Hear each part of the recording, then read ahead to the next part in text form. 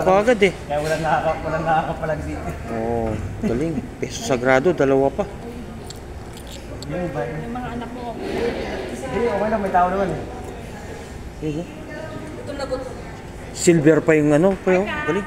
Tolo. Yan yung gamit ko. Ang init oh, galing. Kaya ka mo. Hindi, wow. Ngayon, tignan natin yung mga gamit ng mga kasama natin. Ayun, utsa ng tamilok. Ano to pre? Utsa ng linta? Oh, utsa ng linta. Nilagay sa tubig. Tubig to? Langis. Langis. Mahal na langis. Tapos, utsa ng tubig. Ang dami.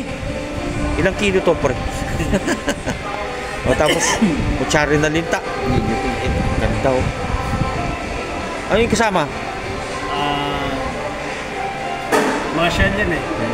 Mga tamilok no. Tapos ito 72 names of God. Hindi ko lang kung na-picture ko na to.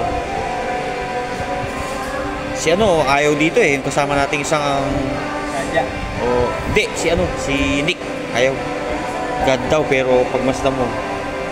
Oo nga naman eh may sungay. Medyo alanganin tayo doon. Panlumay. Kung si Kristo to, ba't may sungay? Di ba? Panlumay tsaka Ito, yung pitong hangin. Malambot. Pero kailangan pa ng devotion nito. Mas matigas pa yung plastic kesa sa mismong medalyon eh. Ito eh. Mutya ng lupa ito eh. Oh, mutya ng lupa. Gamitin natin ito mamaya. Tignan mo yung mutya ng lupa.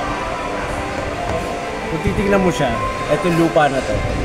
Titignan mo, ordinaryong lupa oh. Pero tignan mo, pag nilagay mo sa ilaw, crystallize. Crystal siya no?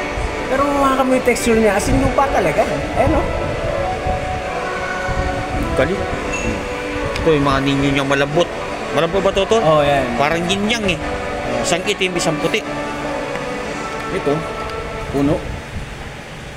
Hindi ko alam po yun. Balat ng ano. Pero crystallize Mga tanong yan. yan. Pag tinanong mo dito, tapos. Galing.